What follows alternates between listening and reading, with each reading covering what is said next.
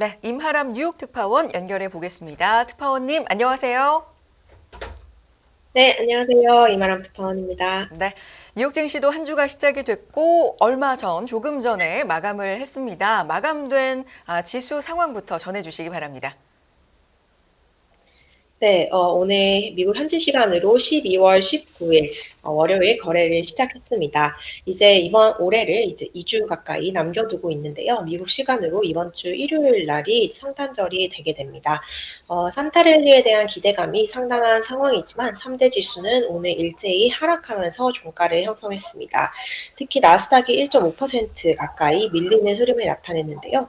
오늘 다우 지수가 전장 대비 0.49% 하락 마감을 했습니다. S&P 500 지수 역시 전장 대비 0.9% 하락 마감했고요. 나스닥 지수는 전장 대비 1.49% 하락 마감하는 흐름을 나타냈습니다. 간밤 국제금융시장 동향 간단히 살펴보겠습니다.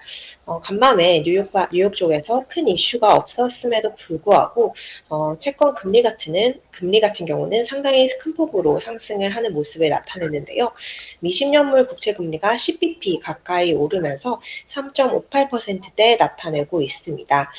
지난주에 있었던 FOMC를 소화하고 또 연준 위원들의 매파적인 발언을 소화하면서 금리가 오르고 있는 모습입니다. 달러 같은 경우는 소폭 약세를 나타냈습니다. 주요 통화에 대한 달러화 가치를 반영한 DXY 지수 104.7선을 나타내면서 전장 대비 소폭 하락한 모습을 보였습니다. 한편 유가는 상승했습니다. 내년에 중국 경기 회복에 대한 기대감으로 유가가 올랐는데요. 1월물 WTI 전장 대비 1.2% 오른 배럴당 75.19달러의 거래를 마쳤습니다. 예, 시장별로 외환 시장은 그래도 안정돼 있고 이자율도 짧은 거는 안정돼 있는데 긴 쪽이 또 움직이고 그리고 연말 랠리는 별로 없어 보이고 그런 분위기인데요. 그 주식시장 관련돼서 연말 랠리가 별로 없을 것 같다 이런 분위기인 것 같습니다. 네, 바로 이번 주 일요일이 뉴욕 시간으로 크리스마스가 되게 됩니다. 지금 오늘이 거래가 끝났기 때문에 이제 앞으로 8거래일만을 남겨둔 상황인데요. 오랫동안 이제 8거래일밖에 남지 않은 상황이지만 뉴욕 증시 투자 심리는 회복될 기미를 보이지 않고 있습니다. 한 손에는 이제 긴축이라는 폭탄을 들고 있고요. 또 다른 손에서는 경기 침체라는 우려를 양손에 어떤 걱정거리가 가득한 상황이기 때문에 쉽사리 이 연말임에도 불구하고 투자 심리가 반등을 하지 못하고 있는 모습입니다. 오늘 다우 지수가 300포인트 안팎으로 하락을 했고요.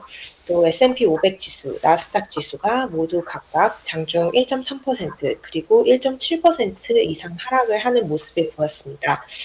S&P 500 전 섹터 모두 하락을 하면서 상당히 부진한 모습을 보이고 있는데요. 블룸버그 통신은 지금 시장에 대해서 지속적인 긴축 그리고 연준 위원들의 발언을 소화하면서 도저히 투심이 반등하기 어려워 보이는 상황이다라고 보도를 했습니다. 월가 최대 투자은행인데요. 모건 스탠리 또한 비슷한 분석을 내놨습니다. 이 월말에 다가가면서 투자자들이 산타랠리를 기다리고 있지만 아직까지 이 주식시장은 좀 좋지 않은 흐름을 보이고 있다라고 주장을 했는데요. 모건 스탠리의 최고 투자 책임자인 마이클 윌슨 같은 경우는 금리와 인플레가 고점을 찍었을 수 있지만 내년 경기 침체 우려가 본격적으로 반영되면서 기업 이익이 빨간불을 나타내고 있고요. 이 기업 이익의 부진은 아직 주식시장에 저평가되었고 또 무시할 수 없는 요인이다라고 분석을 했습니다. 네. 이미 8거래일밖에 남아있지 않은 상황에서 많은 분들이 또 휴가를 이미 가셨을 것 같은데 시장의 투심 자체가 좀 약화돼 있다. 이런 얘기로 들립니다. 테슬라 얘기를 좀 해보겠습니다. 52주 신저가를 기록을 했고 또 일론 머스크 CEO가 스스로 뭔가 온라인 설문조사를 올리기도 한 것 같은데요. 이 부분 전해주실까요? 네, 오늘 테슬라에 대한 뉴스가 정말 많이 쏟아져 나왔습니다. 최근 계속해서 부진한 흐름을 보이고 있는 테슬라 주가, 계속 악몽이 이어지고 있는 모습인데요. 지금 월가에서도 더 이상 이 테슬라 사태를 가만히 볼 수가 없다라는 목소리가 점점 커지고 있는 상황인 것 같습니다. 오늘 월가에서 테슬라에 대한 이 투자 등급을 하향 조정한 사례가 나왔는데요. 투자 회사인 오펜하이머입니다. 기존에 테슬라에 대해서 매수 정도에 상응하는 투자 의견 가지고 있었는데요. 이것을 한 단계 낮추면서 중립 수준의 투자 의견을 제시를 했습니다. 한마디로 말해서 투자 의견을 조금 강등시킨 셈인데요. 이 테슬라에 대해서 더 이상 트위터와 관련된 이 악몽을 무시할 수 없는 수준이다라고 이 분석가가 이 분석을 했습니다. 앞서서 지난주 테슬라의 3대 주주가 이 테슬라 CEO를 교체해야 한다라는 주장을 이제 소리내서 했었고요. 또 이제 많은 전문가들, 특히 뭐 번스타인 같은 경우 테슬라에 대해서 상당히 부정적인 평가를 해오고 있습니다. 지금 머스크 리스크가 이제 테슬라 주가에 굉장히 큰 역풍을 일으키고 있는 상황인 것으로 보입니다. 네, 지금 테슬라 같은 경우는 또 최근에 테슬라에 대한 비판적인 목소리를 낸 기자들의 트위터 계정을 일론 머스크가 차단을 하면서 이 머스크에 대한 정말 많은 이 논란이 이어지고 있습니다. 여기에 일론 머스크 스스로 불을 부었는데요. 지금 오늘 오전 때 일론 머스크가 이 자신의 트위터 대표직을 사임을 해야 할지, 내가 이제 여기서 트위터의 CEO에서 내려와야 할지를 묻는 온라인 표결을 자신의 트위터 계정에 붙였습니다. 결과가 오늘 오전에 집계가 됐는데요. 응답자의 과반 이상, 즉 58%가량이 트위터의 CEO에서 이 머스크가 내려와야 한다라는 주장을 펼쳤습니다. 머스크는 이 질문을 올릴 때 이 결과에 자신은 따를 것이다 라고 얘기를 했지만 실제로 머스크가 이 투표 결과를 따를지는 미지수로 보입니다. 머스크는 앞서서 이 트위터 CEO에 대한 후임자가 있느냐라는 질문에도 아직까지 후임자는 없다라고 얘기를 했고요.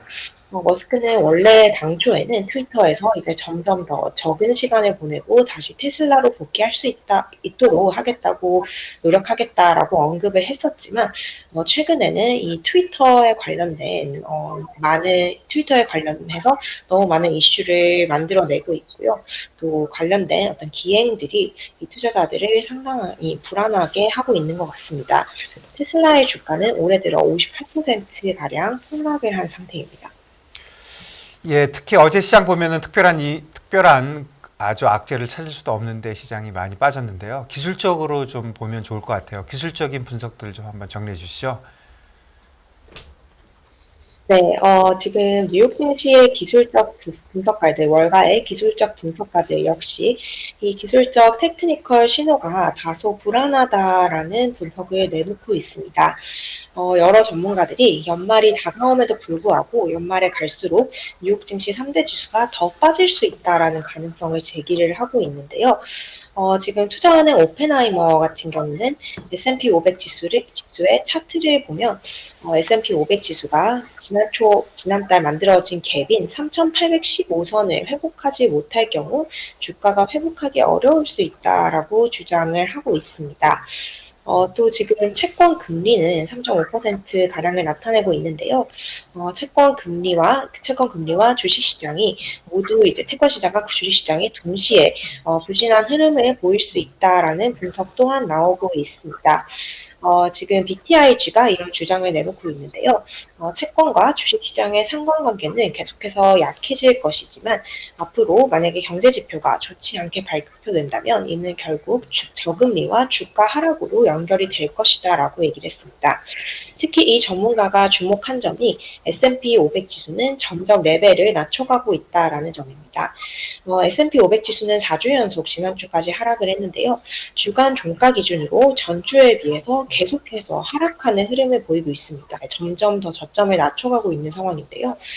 그렇기 때문에 이런 기술적인 흐름이 다소 불안해 보인다라는 분석을 내놨습니다. 또 월가의 굉장히 유명한 투자자인 캐시우드의 펀드가 ETF 가격을 조금 주시해서 봐야 된다라는 분석도 나왔습니다. 캐시우드의 이 상장 지수 펀드인데요. 아크 이노베이션 펀드 가격이 32달러 선이 무너진다면 이 시장 전체가 상당히 큰 조정을 받을 수 있다라는 분석도 나왔습니다. 이 펀드가 기술주에 치중을 해 있기 때문에 이 시장 전체의 어떤 지지선으로 보일 수 있다라는 분석인데요. 오늘 아크 이노베이션 펀드 같은 경우는 장중 이 이 분석가가 하한으로 제시한 32달러 선에서 등락을 하는 모습을 보였습니다. 반면 월가에서도 이제 연말 들어서면 이제 좀 이번 주 후반부터는 그래도 증시가 조금 회복을 할 수 있다라는 주장도 일각에서는 나오고 있습니다. 인베스코 같은 경우는 이제 내년 2월 그리고 3월에도 금리 인상은 이어지겠지만 3월부터 금리 인상이 끝날 거라고 주장을 하고 있고요. 연준의 주장과는 달리 이 경기 침체가 다가오면서 연준이 그만큼 금리를 올리지 못할 것이다라고 주장을 했습니다. 인베스코 같은 경우는 이 주식시장의 하락세는 90에서 95%가량 완료된 것으로 보인다라고 얘기를 하면서 바닥이 형성이 되었고 최악은 지나왔다라고 주장을 했습니다. 네. 시장의 뭐 침체에 대한 우려, 또 기업 이익에 대한 우려 이런 걱정의 목소리나 마음이 좀 많이 드리워져 있는 것 같은데 기술적인 분석으로도 그렇고요. 근데 일각에서는 또 긍정적인 목소리도 나오고 있군요. 자, 3대 지수가 오늘 모두 하락하면서 마감을 했는데 특히나 나스닥의 낙폭이 좀 더 컸습니다. 주요 섹터 종목 짚어주시고요. 빅테크에 대해서도 짚어주시면 좋을 것 같네요. 네, 오늘 3대 지수 모두 하락을 했고요. S&P 500 구성하고 있는 전 섹터가 하락하는 흐름을 보였습니다.